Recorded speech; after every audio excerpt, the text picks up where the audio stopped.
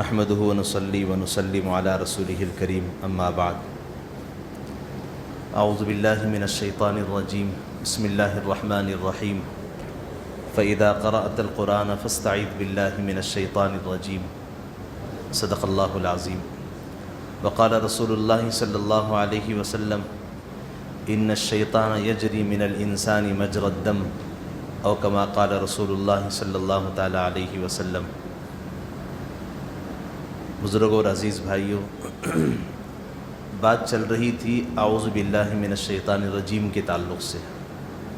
یہ وہ پہلی آیت ہے، یہ پہلا لفظ ہے جو آدمی نماز میں کھڑے ہوتا ہے، پڑھتا ہے اور قرآن کی شروع کرنے سے پہلے اس کو پڑھتا ہے۔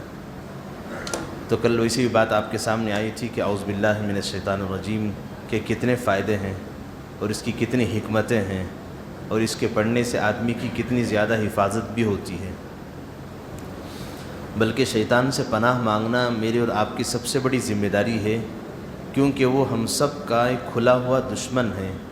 قرآن کریم کی ایک آیت ہے ان الشیطان للانسان عدو مبین، بے شک شیطان ایمان والوں کا کھلا ہوا دشمن ہے کہ لہذا تم اس کو دشمن سمجھا کرو۔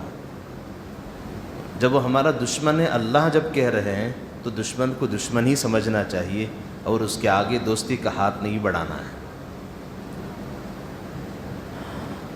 اور یہ ازلی دشمن ہے ہمارا، آج کا نہیں ہے، یہ ہمارے باپ داداؤں کا دشمن ہے، حضرت آدم و حوا علیہم السلام کا دشمن ہے۔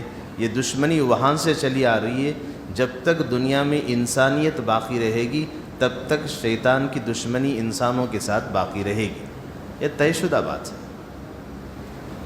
اب اس سے ہمیں کیسے بچنا ہے اور شیطان ہمیں کیسے کیسے دھوکہ دے گا اور شیطان ہمارے پیچھے کتنا زیادہ پڑا ہوا ہوگا، یہ ساری باتیں قرآن کریم کے اندر ایک کھلی کتاب کی طرح اللہ نے بتا دی۔ بلکہ یہاں تک فرمایا کہ جس وقت اللہ نے دنیا میں شیطان کو بھیجا، شیطان نے اس وقت پوچھا تھا یا اللہ آپ جب مجھے بھیج رہے ہیں تو مجھے آپ موت نہیں دیں گے، سب کو موت آئے گی لیکن مجھے موت نہیں آئے گی۔ اللہ نے فرمایا ٹھیک ہے۔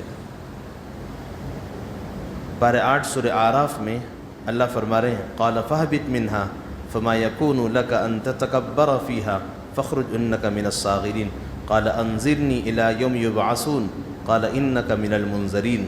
فرمایا اے اللہ مجھے قیامت تک کے لیے مہلت دے دیجیے، مجھے مارنا نہیں ہے۔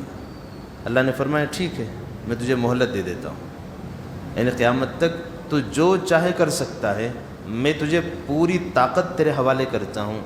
اور آگے فرمایا قال فبما اغویتنی لاقعدن لهم صراطک المستقیم ثم لآتینہم من بین ایدیہم ومن خلفہم وعن ایمانہم وعن شمائلہم ولا تجد اکثرہم شاکرین۔ تو شیطان نے اس وقت کہا یا اللہ اس وقت جب آپ نے مجھے مہلت دے دی ہے، یعنی قیامت تک مجھے موت نہیں آئے گی، اب میں انسانوں کو چھوڑوں گا نہیں، ان کے پیچھے ہاتھ دھو کے پڑوں گا۔ فرمایا کیسے؟ من بین ایدیہم ومن خلفہم وعن ایمانہم وعن شمائلہم، دائیں سے، بائیں سے، آگے سے، پیچھے سے، یعنی انسان کو چاروں طرف سے ان کو دھوکہ دوں گا میں۔ اگر وہ ادھر بچ گیا تو ادھر پھنسے گا، ادھر بچ گیا تو ادھر پھنسے گا، یعنی کسی بھی حالت میں ان کو چھوڑنے کا نام نہیں ہے۔ میں کسی بھی حال میں انسان کو اور تیرے ایمان والے بندوں کو تیرا ناشکرہ، ناقدرہ، نافرمان بنائے تک میں چھوڑنے والا نہیں ہوں۔ اللہ نے فرمایا ٹھیک ہے دیکھ لیں گے۔ اللہ نے بھی وعدہ کیا اس سے، میرے کچھ بندے ایسے ہیں تو کتنا بھی ان کو دھوکہ دے لے لیکن وہ مجھے چھوڑے بغیر کہیں جائیں گے نہیں۔ ہاں کچھ بندے ایسے بھی ہوں گے، ہو سکتا ہے وقتی طور پر تیرے پھندے میں پھنس جائیں، ممکن ہے، لیکن وہ میرے بندے ہیں، میں ان کو کسی بھی طرح بچا لوں گا۔ یہ دنیا میں دو طاقتیں ہو گئی اب، ایک اللہ کی طاقت، ایک شیطان کی طاقت۔ اللہ اللہ ہی ہیں، شیطان شیطان ہی ہے، اور شیطان کو اللہ نے ہی بنایا ہے، لہذا شیطان کبھی اللہ سے بڑا ہو نہیں سکتا۔ لہذا سب سے بڑی طاقت کے مالک اللہ ہیں، جن پر میرے اور آپ کا ایمان ہے۔ اسی لیے اللہ نے فرمایا کہ جب بھی کوئی مسئلہ کھڑا ہو جائے مجھے پکارو، لہذا جب تم مجھے پکارو گے تو میں تمہارے قدم قدم پہ تمہارا ساتھ دوں گا۔ اسی لیے فضائل کتابوں میں ہے جب تم میرے آگے تم چل کے آؤ گے میں دوڑ کے آؤں گا، تم ایک بالشت آگے آؤ گے تو میں ایک ہاتھ آگے بڑھ کے تمہاری مدد کے لیے آؤں گا۔ یہی تو ہے اللہ کی مدد۔ تو جس وقت شیطان کو اللہ نے آدم علیہ السلام کے ساتھ دنیا میں بھیجا تو شیطان نے 9 چیزیں مانگی اللہ سے۔ پہلی چیز اس نے مانگی جیسے کل بات عرض کی گئی، اے اللہ جب آپ نے مجھے زمین پر اتار دیا ہے فجعل لی بیتا، مجھے گھر دیجئے، میرا کوئی ٹھکانہ تو چاہیے، مجھے گھر چاہیے۔ اللہ نے فرمایا الحمام، جتنے بیت الخلاء، لیٹرین، باتھ روم، مہری جتنے بھی ہیں یہ سب کے سب شیطان کے لیے اللہ نے بنا دیے۔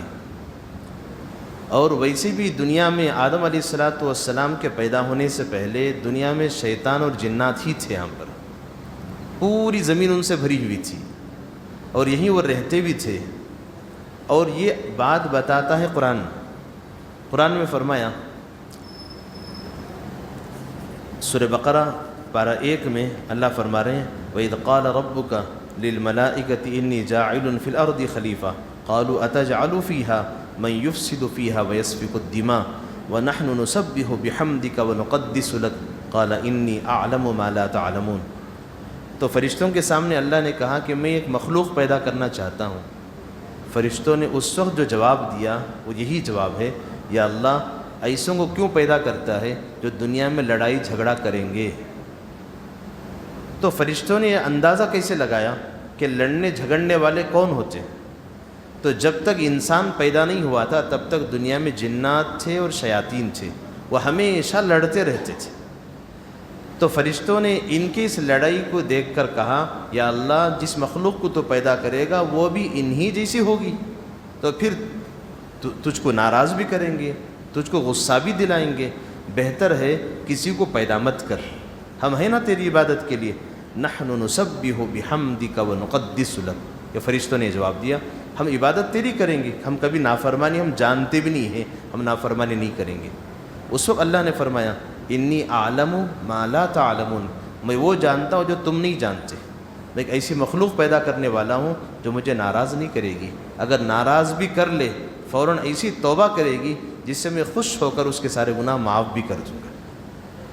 لہذا فرشتوں نے جو اندازہ لگایا تھا وہ ان شیاطین اور جنات کو دیکھ کر اندازہ لگایا تھا کہ وہ بالکل لڑائی جھگڑا کرنے والی مخلوق تھی، کیوں نہ ہو، کیونکہ اللہ نے جنات اور شیاطین کو انگار سے بنایا ہے۔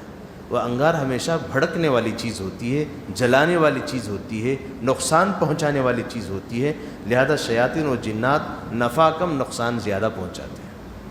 فرشتوں کو اللہ نے نور سے بنایا، وہ ہمیشہ رحمت کا ذریعہ بنتے ہیں، لیکن انسان کو اللہ نے مٹی سے بنایا اور مٹی میں دونوں خوبیاں ہیں، اور مٹی میں اللہ نے چاروں چیزوں کو اللہ نے اس کے اندر رکھا ہے جس کو عناصر اربع کہتے ہیں، آگ، ہوا، پانی اور مٹی۔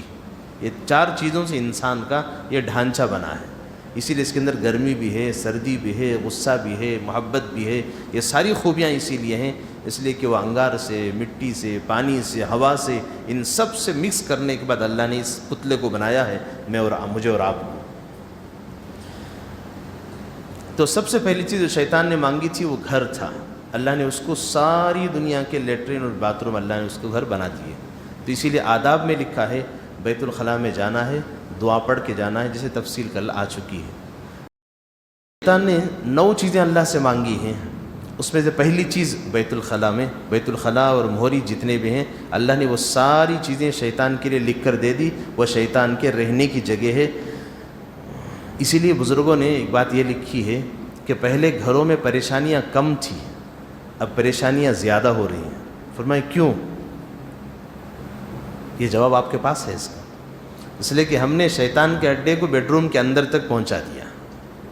پہلے لیٹرین باتھ روم کے لیے لوگ کھیتیوں میں جاتے تھے، یعنی تو گھر کے آنگن میں کونے میں بالکل بیت الخلاء ہوتا تھا، اندر نہیں، گھر باہر صحن آنگن ہوتا تھا اور آنگن کے بعد لاسٹ دیوار کے پاس بیت الخلاء ہوتا تھا۔ کبھی بیت الخلاء کا گھر کے اندر آنے کا تصور سوچ نہیں تھی، یہ بچپن میں ہم نے منظر دیکھا ہے، لیکن اب بیت الخلاء کو دور جانا بہت دور کی بات ہے۔ اب تو بیت الخلاء ہوتے ہوتے ہمارے بیڈ روم کے اندر آ گیا، چاہے ہم گھر کے اندر ہو گھر کے باہر ہو، وہ تو ان کی جگہ ہے، وہ تو رہیں گی ہی وہاں پر۔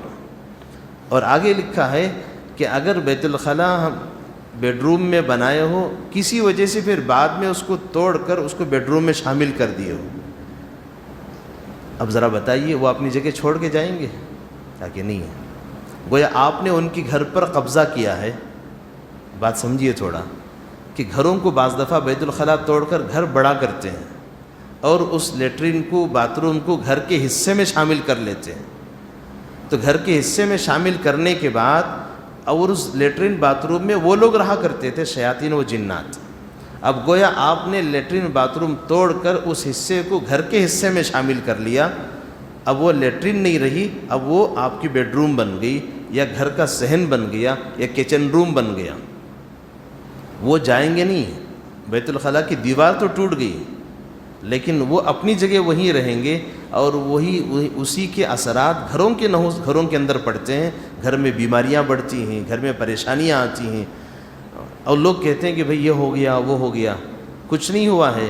جو ماموں جان وہاں تھے، آپ ان کو گھر میں ہی پال رہے ہیں آپ، اب اس کے بعد عاملوں کا چکر لگاتے ہیں، حضرت بندش کرو، تعویذ ڈالو، یہ عمل بولو وہ عمل بولو۔ اور اسی لیے بھی فرمایا کہ بہت سارے گھروں کے اندر شیاطین کا بسیرا ہو جاتا ہے، شیاطین آ جاتے ہیں، گھروں میں رہ جاتے ہیں۔ فرمایا کہ وہ رہتے نہیں، پہلے وہ جگہ شیاطین ہی کی تھی، اس جگہ تم نے گھر بنا لیا ہے۔